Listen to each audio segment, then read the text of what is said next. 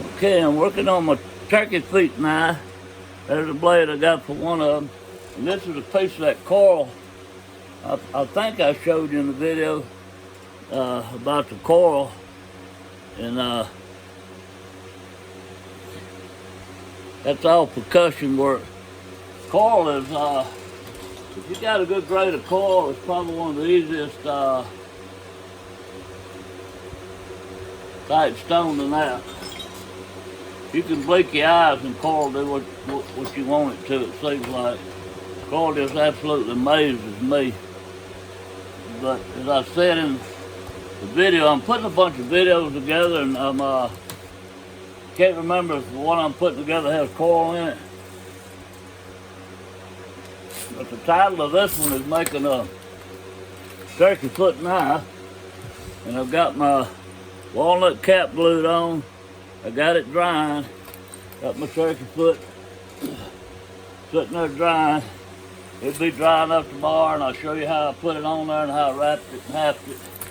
But those blades are going on. It's that coral blade I showed you is going to go on there. And I'm going to make another coral blade right here.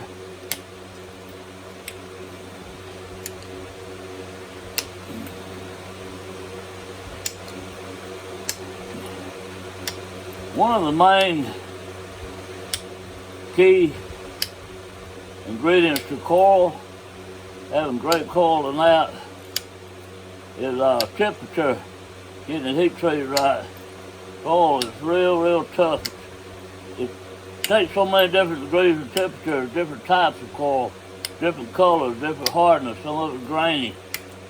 Some of the grainy stuff will gloss up and work if you get the heat treat on it right. But anyway, the coral just absolutely amazes me. It's one of the nicest materials. You can basically look at it, I'm telling you, and say, okay, this is what I want to happen, and it'll happen. And years ago when I had access to coral, when my uncles were living in Florida, they were in the land clearing business. All this was back in the late 1980s, early 90s. I heat treated in the ground pit, didn't have a kiln. I blew so much of it up and so much didn't get heated enough. But man, that's just, look at that. Wow. Unbelievable. I mean, I'm just barely coming. In fact, I can kind of just shove through. I don't even have to swing on it. So anyway, I'm going to do this side over here. That side had a bad hinge in it, and I got most of it out. I'm surprised I didn't get all of it out. I think I hit too much to the left side of it. If I'd hit a little more to the right side of it, it all would come out. But I'll get it out in a second. Coral reminds me of Novaculite. It's heated real good. Novaculite's the same thing. It comes in so many different types and consistency with it. Some of it's so glossy like it's unbelievable, some of it's grainy. But I'm going to take this piece, let's see.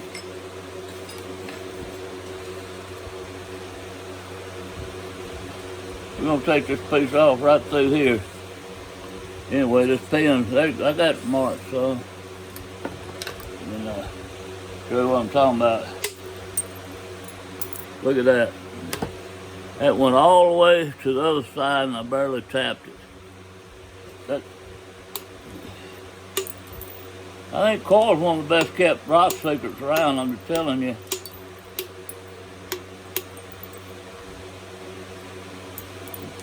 I got several friends that sell coral and quartz and stuff like that. And this comes from Dan Yoder. If I'm saying it right, they just call it a million soul mine. And I'll spell his name, I got it right here. It's Y-O-D-E-R, Dan Yoder. And he's the best at heat treating coral I've seen. He's got his kilns down perfect. He's got people that have calibrated them for him and all that. And There's another one goes all the way down his back. Look, I can barely tap on this thing.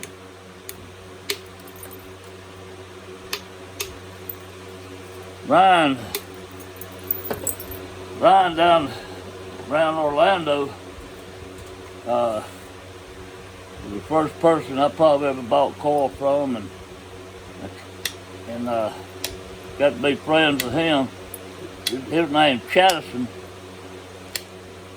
If I'm pronouncing it right, I'm having trouble with people's names. I think his is Chatterson, and he has some YouTube videos, and I don't remember what they're under.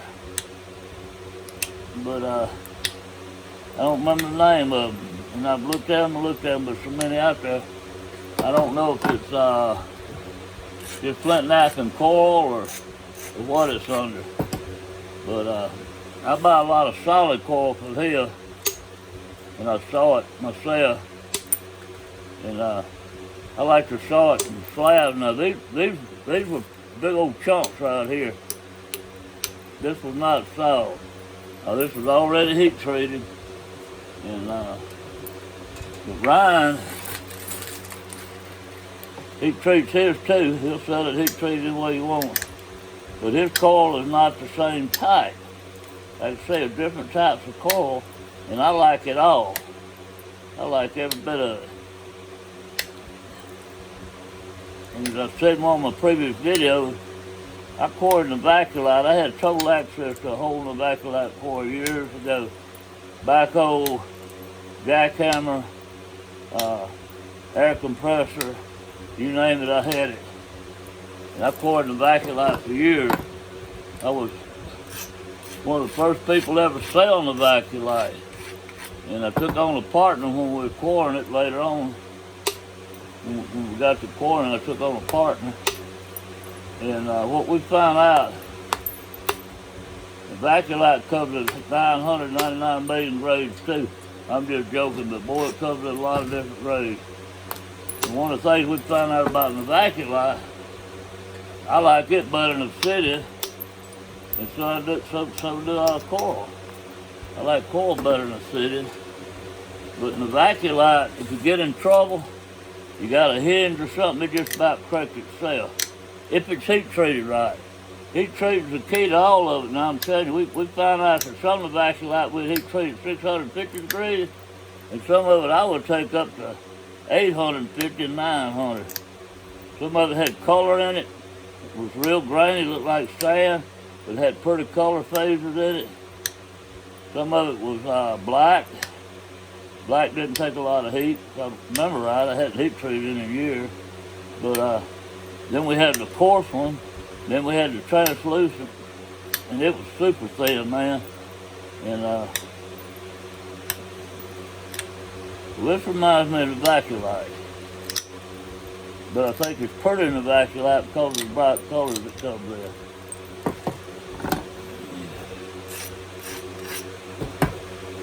I need to swap over the smaller billet right here. Took that hinge out that was there I told you about. I thought I was going to get out a while ago, but I hit to the left of it, or to the right, I don't remember which one now. There's a little hole where a polyp or something was at right there. It might break here. I see a little pinhole. I don't think it will. No, it didn't break. Didn't run the plate very far because of that hole in it. I'm going to get it out on this side. These are the things I love about coil too. Like the Vaculite, you can get in trouble. There's another one of them little pinholes right there. See where the hole is at? You can get in trouble with it, but you can get out of trouble real quick. It's easier to correct your mistakes.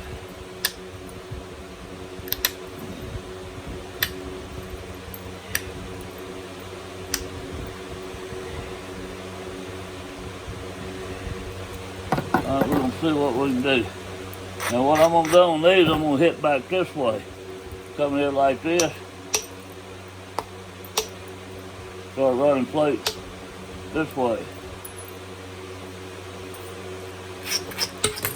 Oh, I knew that was gonna roll off. I don't know what I said that.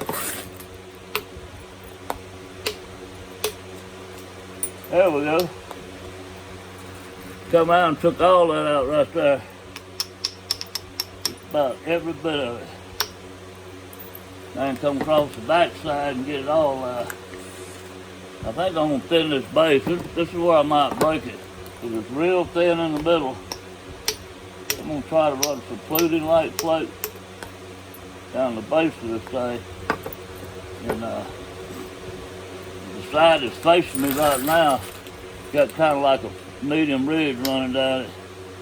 I don't know why I didn't notice that. I would have done it a while ago. Sometimes I get to looking at a problem in a rock and I don't turn around and check everything. And I might attack something first. I wish I'd done it last. Just because I didn't look. Trying to think what I'm going to say next on the video. Worried about messing up. Alright. I'm going to come down through here and take this out. And then it's going to be ready to pressure plate.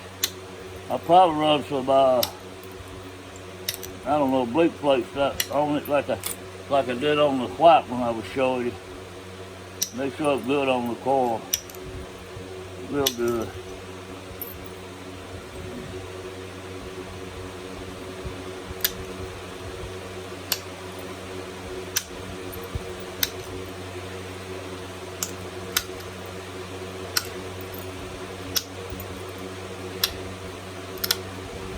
I made a couple ports of my grandson out of this, and I didn't even video them. I wish I had. Boy, they turned out beautiful. Some of it had some blue in it. Now, that's what I'm talking about. I just tapped it and that little chip come out. Watch this. Went all the way across to there. Now I'm coming into this hinge here, working my way into it.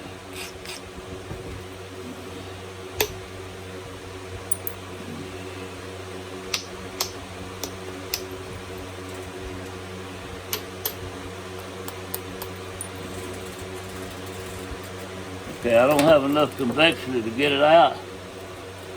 I'm looking at it. I'm gonna come up here and pick that little convexity right here. I think that hinge had one of them little polyp holes, or might not be a polyp, but a little hole in it quite huge. I don't ever have much trouble with hinges in coil. When I do, they come out real easy. This is gonna come out pretty easy. I don't have enough convexity, I don't think, but I'm going to try it and see. There we go. Took it right out. Look at that. When I said I didn't have enough convexity, I'm going to try it. That was my confidence I'm talking about. If I'd have messed up, I still would have been able to come back and get it with this stuff. Like if you mix up, if you mess up and say, oh my gosh, now I can't do it, I really messed it up. It's ruined forever. No, it's not true.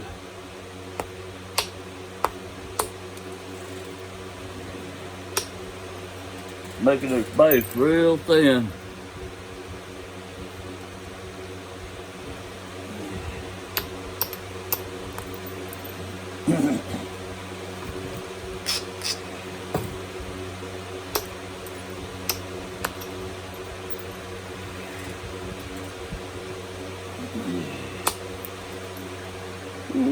That was a good one there.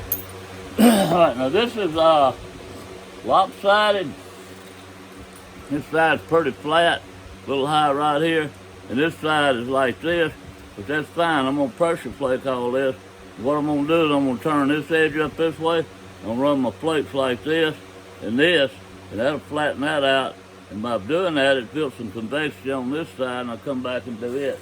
I'll probably do it in the video where I'm showing be running the plates on and pressure flaking it.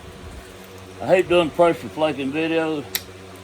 To me, you watch about 5 minutes of it and you're ready to go to sleep.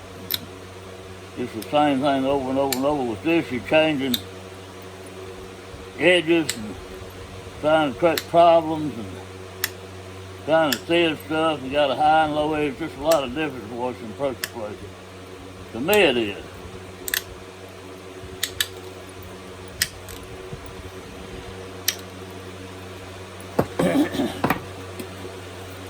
I'm gonna come over here and I'm gonna test the limit on this.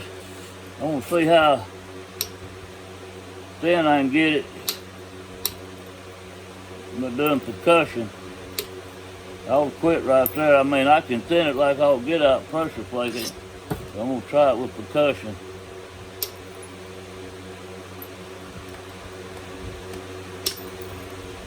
Trying to prove my point.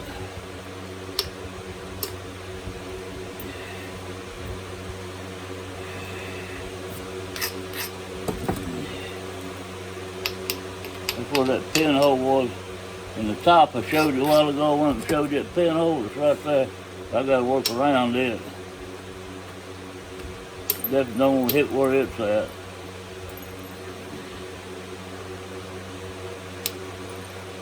There we go. I'm gonna come on this side and do it the same way. Now you talking about a drain, you do indirect percussion. I don't care much for indirect percussion, but just too slow for me. And I'm not extremely good at it. I'm average.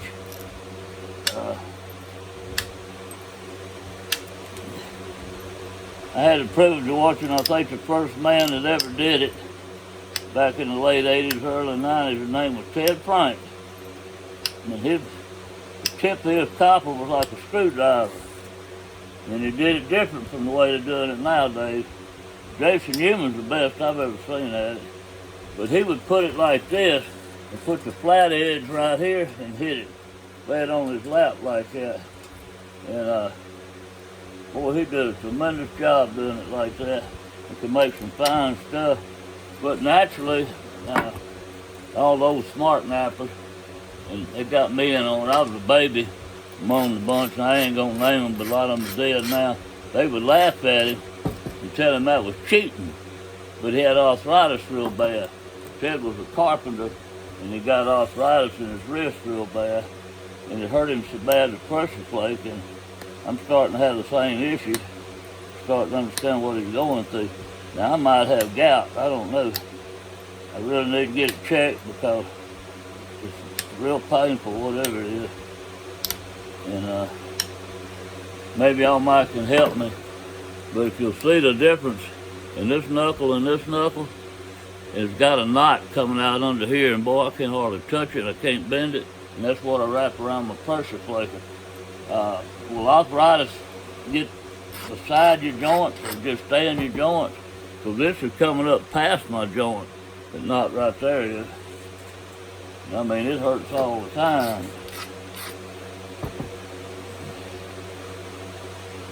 I've got a doctor's appointment, my regular checkup in about a month, so I've kind of been holding off till I have it. See if we get better what happened. That took all that thick air out right there.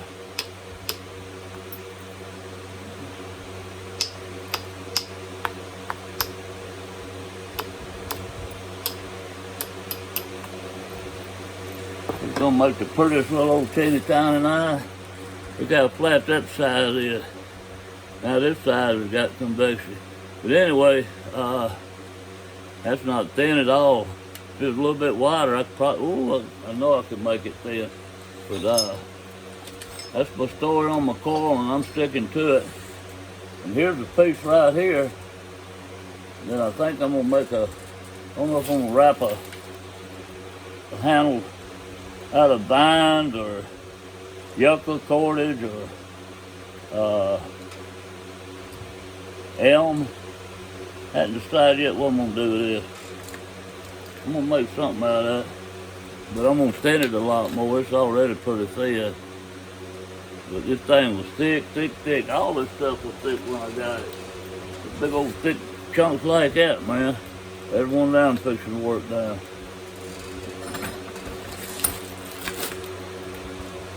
Okay, we're gonna call it today. Y'all have a blessed day. Well, we're gonna get back on the coil story again. This is making turkey feet knives, and I can't get off the coil. I forgot all about this thick piece. I started thinning it down. I think I need to share a video on it. Look at that. Look at that.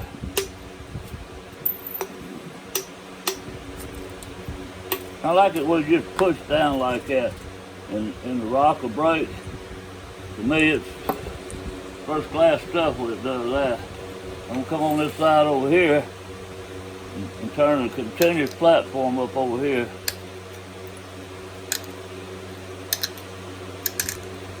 When I do continuous platforms like this, sometimes I lose more of my width. But when I'm making a thin knife blade, I got tons of width to lose, so I don't care.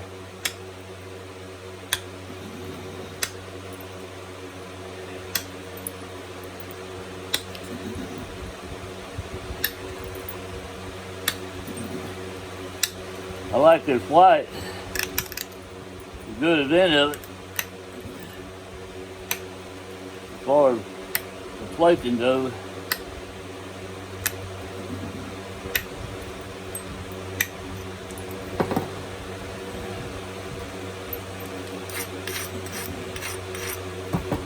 And I'm gonna put it right here.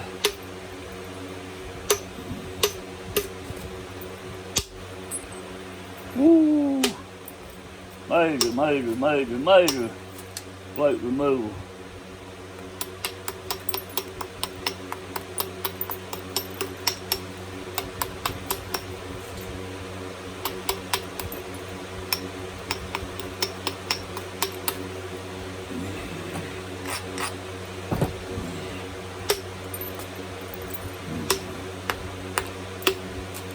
There we go.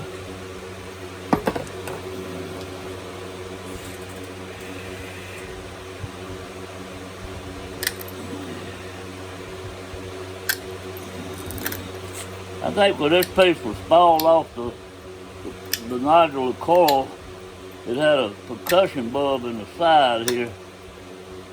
And I noticed it when I started working it down. It's causing me some problems right now.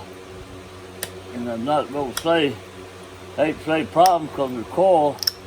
I'm claiming you don't hardly have no problem with the coil and you don't. It's just going to be something I'm going to have to think about. Normally I don't have to think about coil. Look at that.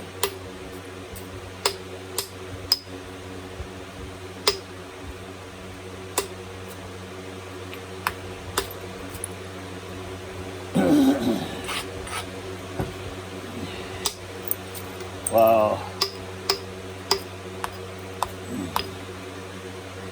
That's great. Here's the spot as I was telling you about. What happened, it didn't come off either side. There was a big nodule right there, and it had like an eye in it, like a percussion bulb when I first started. So what I'm going to do is I'm going to come over here and try it. And I kind of had to get a game plan on it. I was not sure it's going to be a problem. You gotta, like you can beat this guy playing checkers, but you gotta be careful with the particular move you make. You can move as fast as you want it, but now you get down in the game, you gotta watch what you're doing.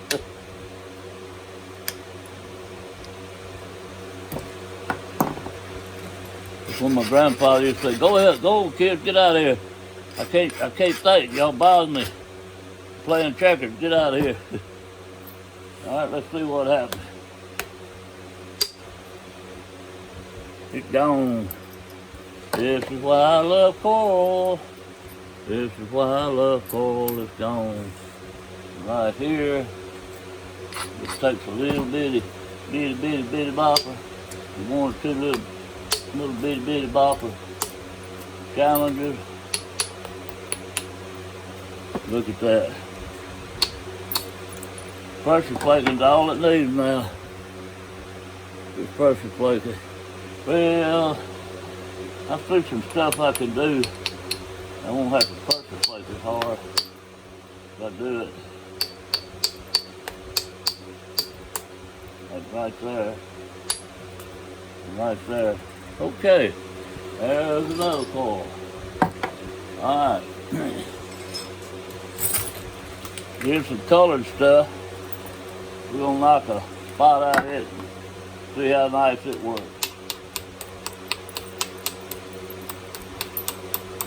Now if I was pressure flaking these platforms here, I would save myself a lot of material. So hitting on it, I'm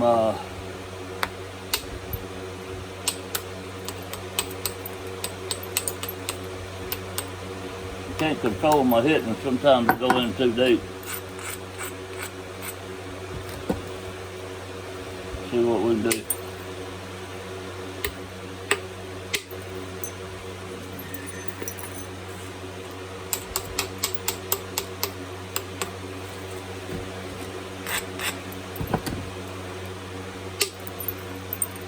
There we go, I'm not gonna do no more on it. Anyway, my turkey feet are drying now. Got them drying over here, and we're fixing to go attach these beautiful blades to them. Here's one of the coil blades I'm gonna put on here, and I'm gonna cut it and get it ready to attach. We're gonna come back and look at it and explain what it is. Ought to be fun. Yes, indeed. I done got some of that doggone stain on this thing. It's on my hand, little brown stain. Now I got on my pretty white point. Might have to pressure flake it again to get it off. Look at that. I don't know, I kind of like the way it makes the I don't know if you can see them or not, the bleak patterns run through it. I might leave it like that. Be back in a little bit. Okay, I wrapped this one this far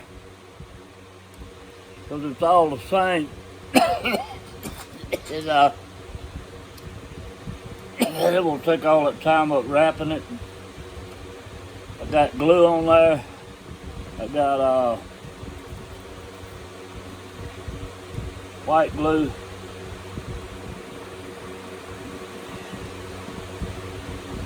I think it's Type Bond, I'm not even sure. I've already glued the blade in, the blade's solid. I'm just gluing the hafting in now. And run it up through here.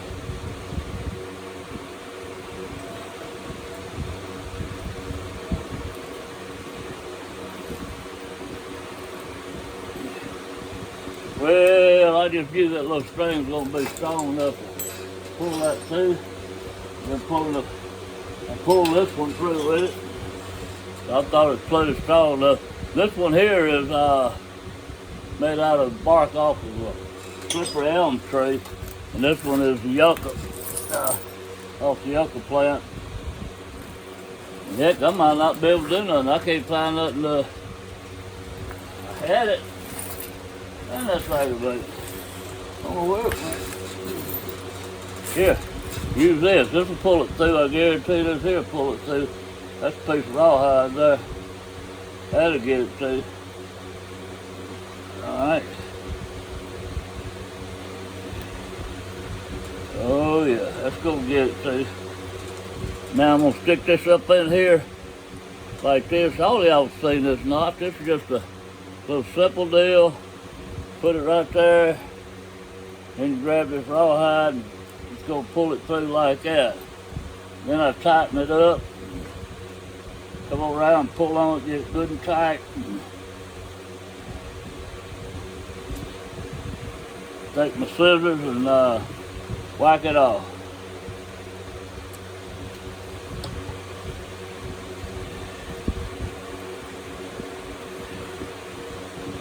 Shove all this up tight, make sure everything's good and tight. And then I like to put a coat of glue on the outside. If this glue is clear when it dries, and I just like to put a good coat on the outside of it. And that keeps the binding from moving around.